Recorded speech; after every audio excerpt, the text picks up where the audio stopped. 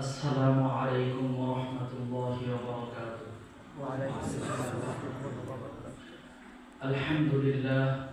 الحمد لله وكفى والسلام على عباده الذين اصطفى. أما بعد فأعوذ بالله من الشيطان الرجيم. بسم الله الرحمن الرحيم. إن الذين آمنوا وعملوا الصالحات أولئك هم خير البرية. وقال تعالى: إنما يخشى الله من عباده العلماء. وقال رسول الله صلى الله عليه وسلم: خيركم من تعلم القرآن وعلمه.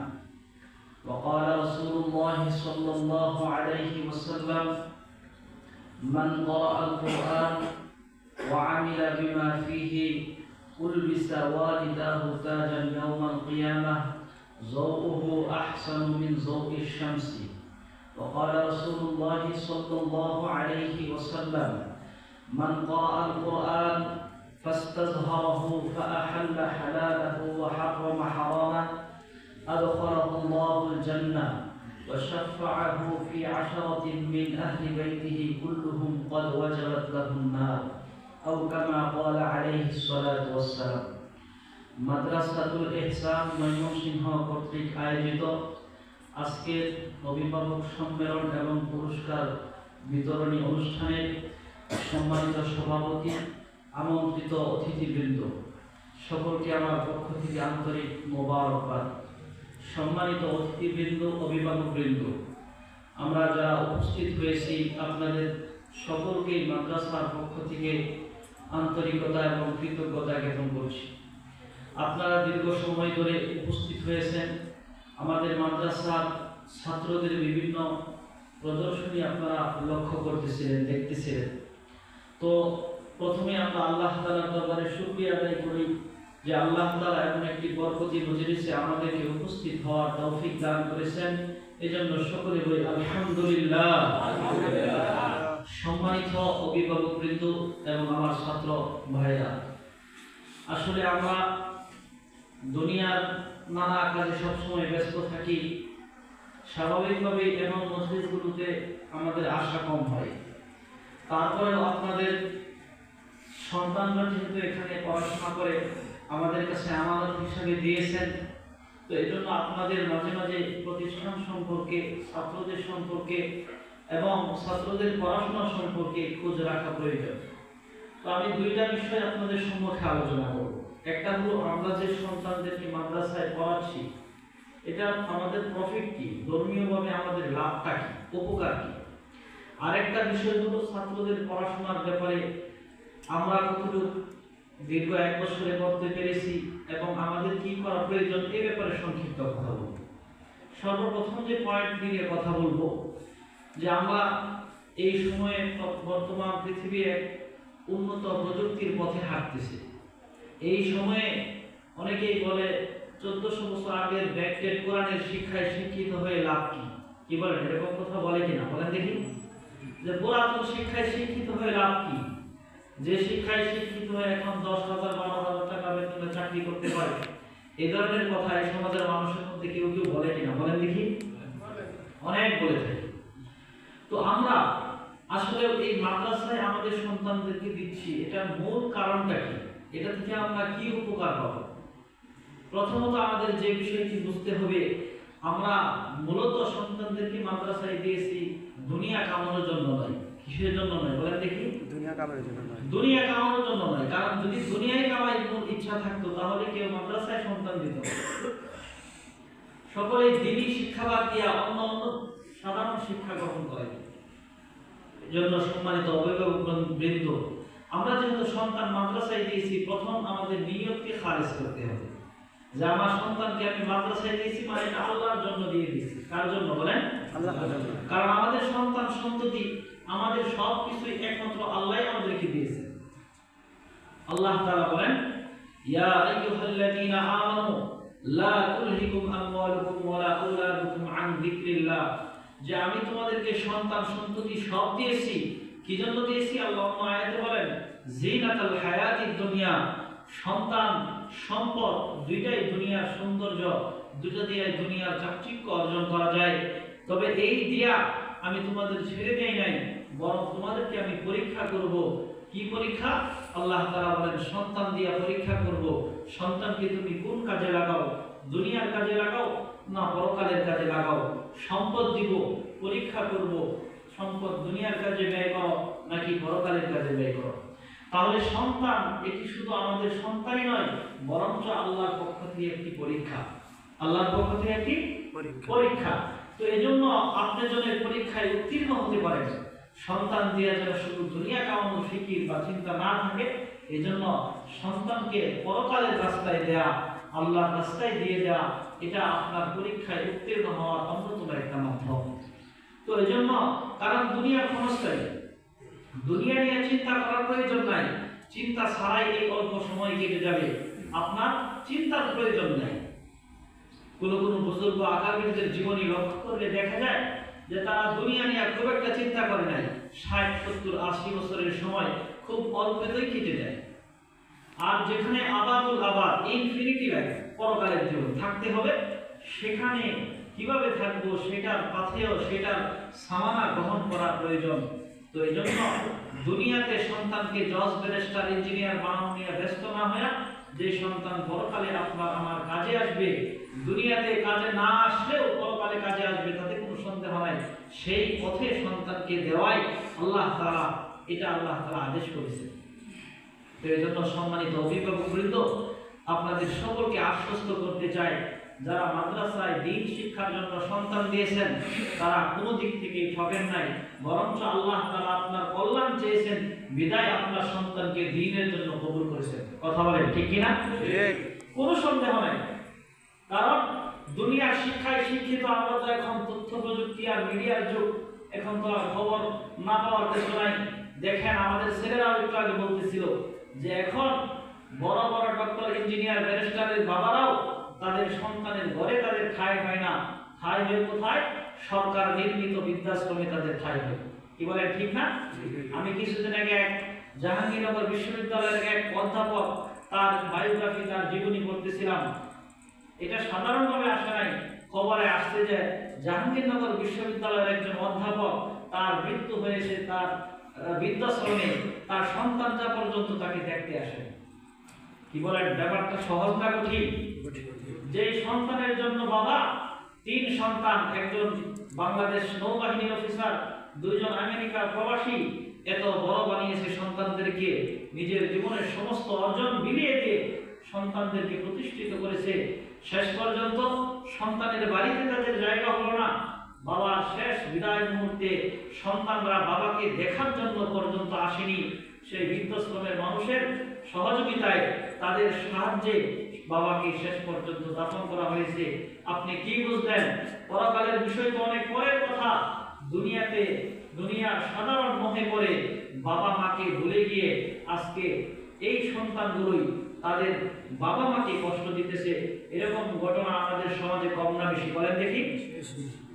তবে শুকরিয়ার বিষয়, আমাদের মতো গরিব মানুষ বা যারা দিনদার মানুষ, যাদের সন্তানদেরকে দিন শেখাচ্ছে, তাদের ক্ষেত্রে এমনটি হচ্ছে না, বরঞ্চ যারা দুনিয়ার পিছনে পড়ে আছে, সন্তানকে দুনিয়ার বড় শিক্ষিত বানাচ্ছে, দিন থেকে বঞ্চিত রাখছে, তাদের ক্ষেত্রে এমনটি হচ্ছে।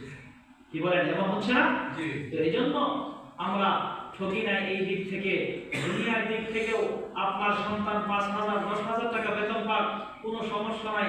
আপনার সন্তান যেখানে থাকবে, সে যা খাবে, আপনি আশ্বস্ত থাকুন, আপনার সন্তান যদি দ্বীনের লাইনে থাকে, সে যা খাবে আপনাকে তার চাইতে ভালো খাওয়ার জন্য চেষ্টা করবে, সে যা করবে তার চাইতে ভালো পোশাক পরানোর চেষ্টা করবে, তাতে কোনো সন্দেহ নেই।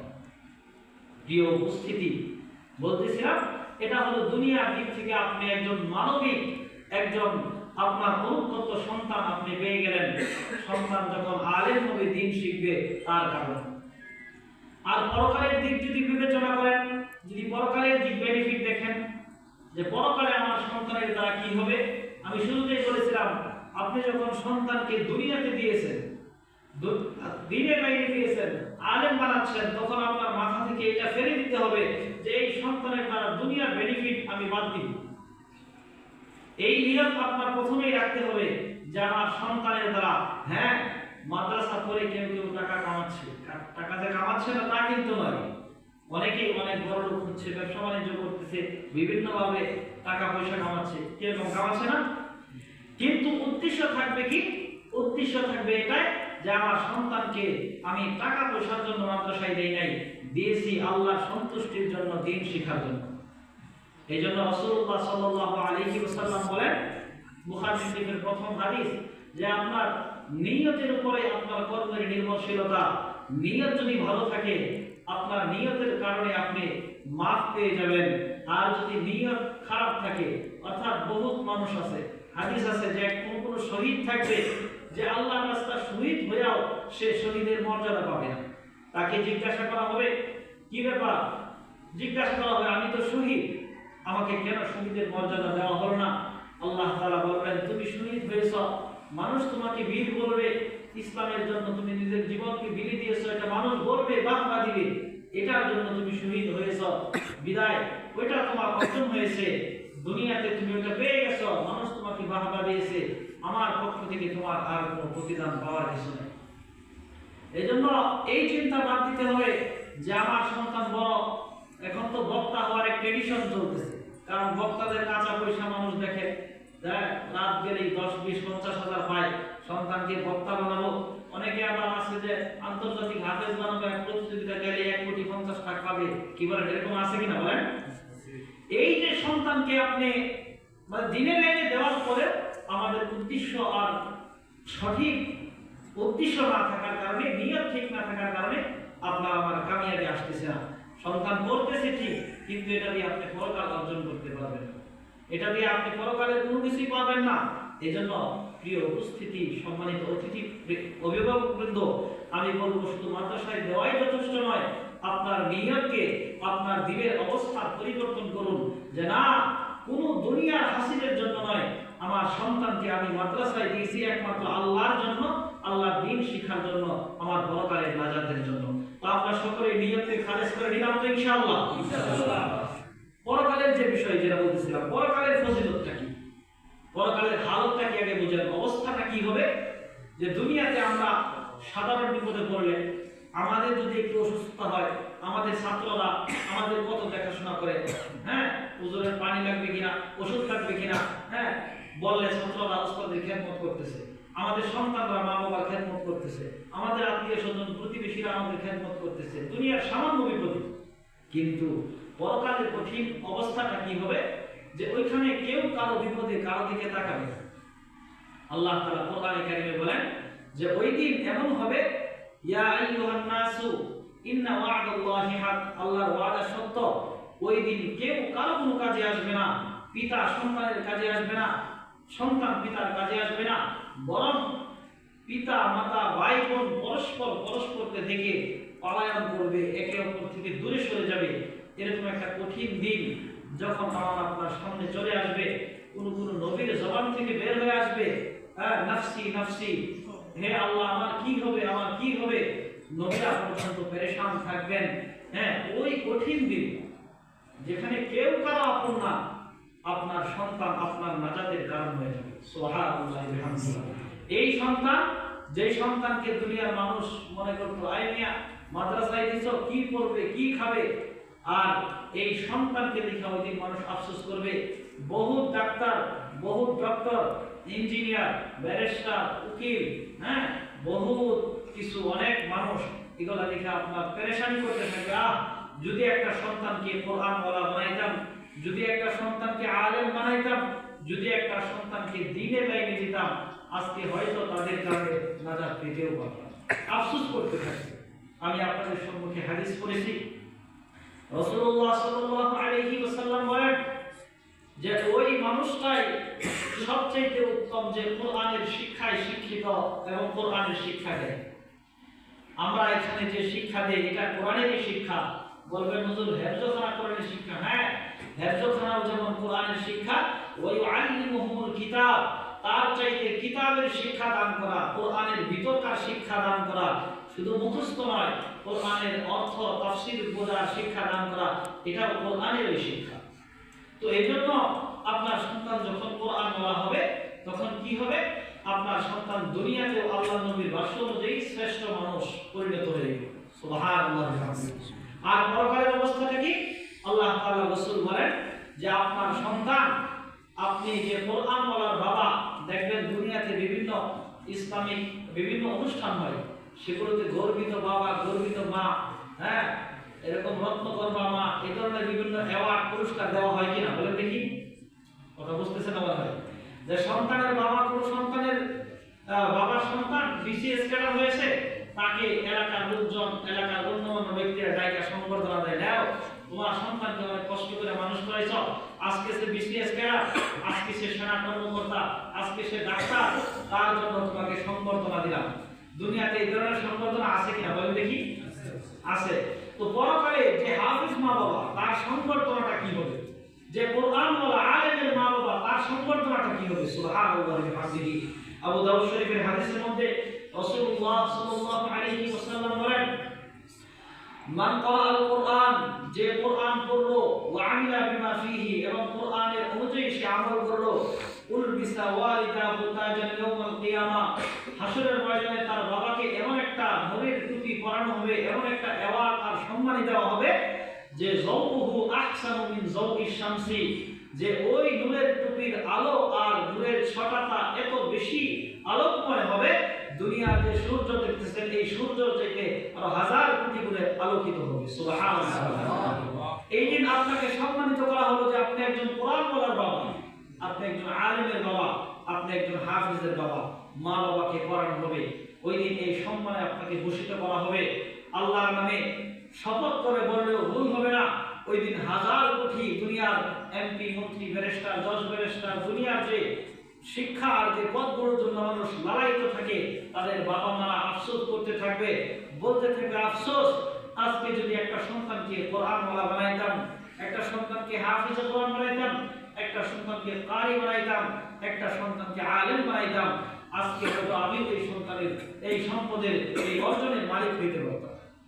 তো এই জন্য প্রিয় উপস্থিতি, আমাদের সন্তানদেরকে আমরা যারা দিনের লাইনে দিয়েছি, আমি যেমন দুনিয়াতেও সম্মানিত হয়ে যাব, আর পরকালেও আমি সম্মানের খাতায় আমার নাম চলে যাবে। এতটুকু শেষ নয়, অন্য এক হাদিসে রাসূলুল্লাহ সাল্লাল্লাহু আলাইহি ওয়াসাল্লাম বলেন, ওই দিন কোরআনওয়ালার পাওয়ারটা কি থাকবে? দেখেন না, দুনিয়ায় সামান্য পরিচয় থাকলে অনেক কাজ সহজ হয়ে যায় কিনা বলেন দেখি? কথা বুঝতেছেন না? বলেন, আপনি কোন অফিস আদালতে গেছেন, যায় দেখবেন নিজের কোনো আপনজন আত্মীয় স্বজন যখন থাকে, অনেক লম্বা সিরিয়াল থাকলেও আপনার কাজটা আগে হয়ে যায় কিনা বলেন দেখি? যদিও পরকালে এই ধরনের কোনো জুলুম হবে না, কিন্তু আপনার সুপারিশের একটা ক্ষমতা থাকবে। এটা যেমন দুনিয়াতেও আছে, কোটা ভিত্তিক, কোটা যে আপনি একজন আপনার এই ডিপার্টমেন্টের লোক আছে, এটার জন্য আপনি বাড়তি সুবিধা পাইলেন, পরকালেও এই উসিলায় আল্লাহ তাআলা নাজাত দিবেন। সুবহানাল্লাহি ওয়া বিহামদিহি।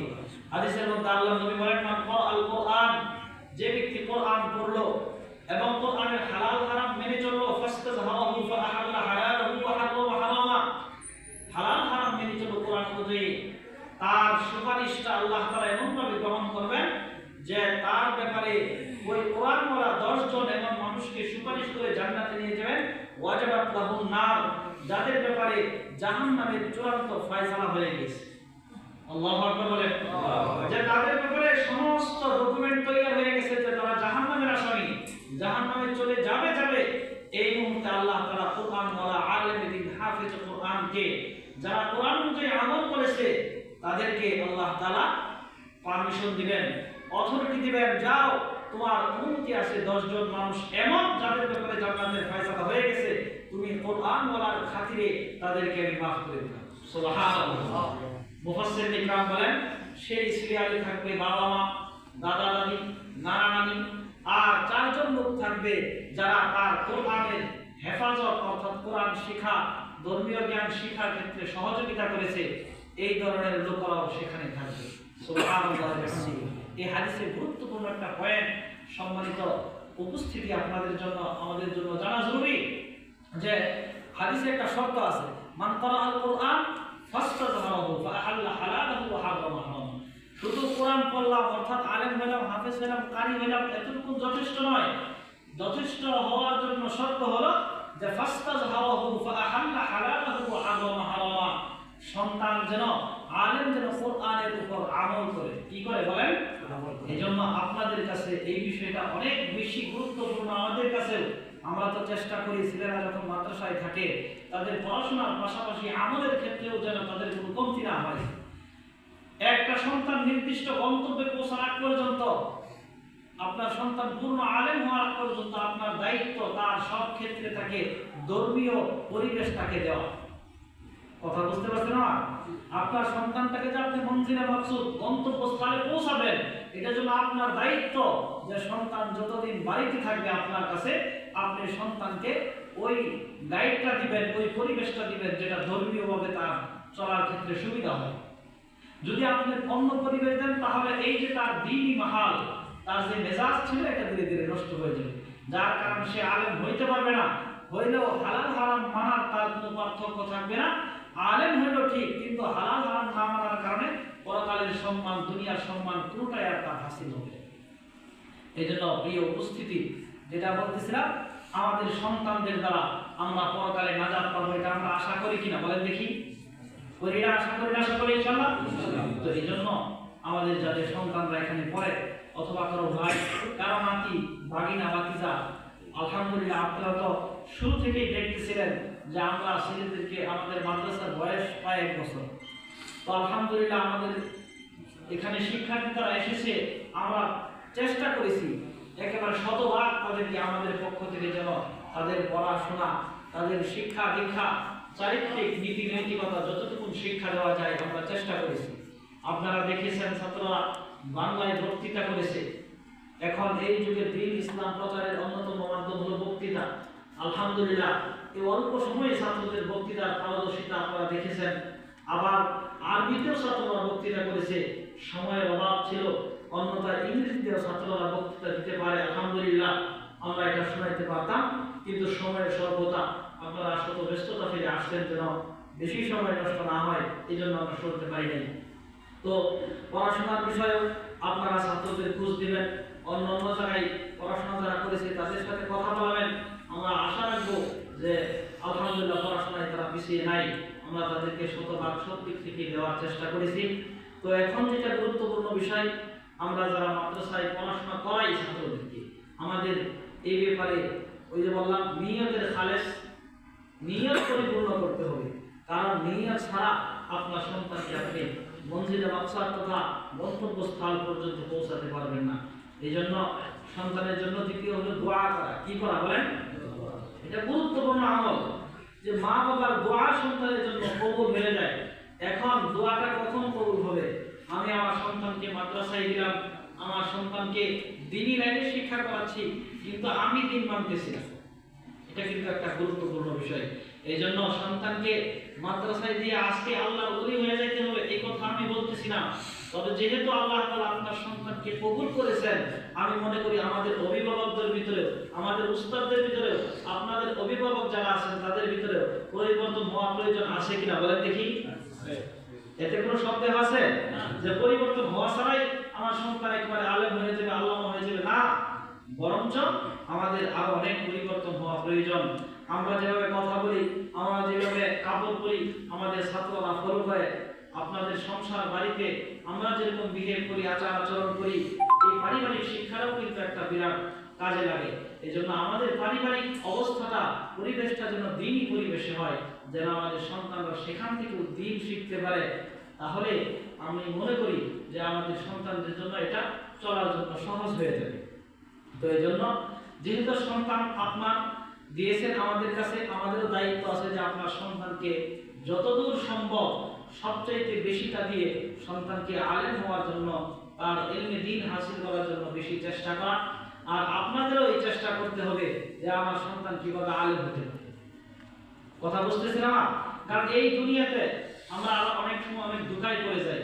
আমাদের এক বুজুর্গ ছিলেন হাটহাজারী, আপনারা অনেকেই নাম শুনতে পারেন, ওনার নাম মুফতি ফয়জুল্লাহ রহমতুল্লাহ আলাইহি। বড় বুজুর্গ ছিলেন, হ্যাঁ, অনেক বড় বুজুর্গ ছিলেন, বাংলাদেশের মুফতি আজম, প্রধান মুফতি বলা হতো। তো এই উস্তাদ উনি এক ফার্সিতে এক কবিতা বলতেছিলেন যে আবে জমজম খুরদা বুদম আবে শুরা কাই করো পাঁচ বাণী করতা বুদম বাদশাহী করতা বুদম পাঁচ বাণী কাই করো। ওনার কথা বাংলা অর্থটা হলো এটা যে এমন কি কেউ আছে যে আগে জমজমের পানি পান করছে? পৃথিবীতে জমজমের পানির চাইতে আরো দামি কোনো পানি আছে বলেন? বলেন না, পানি আছে? জমজমের পানির চাইতে দামি পৃথিবীতে আর নাই। কে আছে আগে জমজমের পানি খায়া দিলকে প্রশান্ত করেছে, তারপরে যায় সাগরের লবণাক্ত পানি পান করবে? এমন বোকা মানুষ পৃথিবীতে আছে বলেন? তিনি আরেকটা উদাহরণ দেন যে এমন কেউ কি আছে আগে প্রেসিডেন্টের চাকরি করেছে, প্রধানমন্ত্রী ছিল, প্রেসিডেন্ট ছিল, এরপরে যায় চৌকিদারের চাকরি দিবে? এমন কি কেউ আছে বলেন? কথা বলেন আছে? আমি আরেকটু সহজ করে এটার সাথে অ্যাড করি, আপনাকে কেউ পোলাও, কুরমা, গোশত, বিরিয়ানি খাওয়াইলো, খায় পেট বেড়ে গেছে, এরপরে যদি বলে সাধারণ কোনো খানাকে ছোট করার উদ্দেশ্য না, আমরা যেটা নিম্নমানের খানা বলি, আলু ভর্তা, ডাল দিয়ে যদি বলেন ভাত খান, কি বলেন? আপনি খাইবেন পরে? খাবেন পরে? তাহলে ওনার উদাহরণটার বিষয় হলো যে আগে আপনি বাদশাহী করছেন, পরে কেন আপনি দারোয়ানের চাকরি করতে যাবেন? আপনি তো বাদশাহীর মর্যাদায় চলে গেছেন। তো এই জন্য আমাদের বুজুর্গ বোঝান যে আপনি সন্তানকে যখন দ্বীনের লাইনে এলমে ওহী, যেটা আল্লাহর পক্ষ থেকে যে জ্ঞান আসছে, এই জ্ঞান শেখার জন্য যখন সন্তানকে দিয়েছেন, এরপরে তো আর দুনিয়াবি কোনো জ্ঞানের প্রয়োজন আছে বলে আমি মনে করি না। কি বলেন, আছে? আপনি বলবেন আমার এটা আল্লাহ মাফ করুন অহংকার না, আমাদের এখানে যারা উস্তাদ আছে সবাই জানার লাইনে পড়াশোনা করছে। কোন লাইনে বলেন? আমরা আলহামদুলিল্লাহ করেছি। বলুন আপনারা করছেন যে আমরা কইরা বুঝছি। আর এটাও বাস্তব অভিজ্ঞতা, আমরা যখন দাখিল পরীক্ষা দিই, ঢাকায় আমরা পড়তাম, আমাদের সাথে 100 মতো আমাদের ঢাকায় ছাত্র আসছে, 90 জন ছাত্রই নাই, বিভিন্ন ইউনিভার্সিটিতে পড়বে, এই করবে, সেই করবে, বাদ হয়ে গেছে। আর কয়েকজন আমরা পরে যাই মাদ্রাসায় ভর্তি হয়েছি, যেগুলো বাদ হয়েছে এগুলো আলেম মহাসুদ হয় নাই। আর এখন মনে করেন ওগুলো বিসিএস করে ডাক্তার ইঞ্জিনিয়ার হয়েছে, কিছুই হয়নি, ওই লাস্টে এই পুরোনা ও পুরোনা কোনোটাই নেই। তো এই জন্য আপনারা সন্তানদের কথায় একেবারে অস্থির হয়ে যাবেন না, আর সন্তানকে নিয়ে পরিকল্পনা করুন যে আপনার সন্তানকে আপনি কোন দিকে নেবেন। আপনি এই যে সময়ে দাখিল আলিম পরীক্ষা দেওয়ার আমার কোনো আপত্তি নাই, পরীক্ষার সময় হবে মাদ্রাসা থেকে যায় পরীক্ষা দিবে, আমরাও দিয়েছি।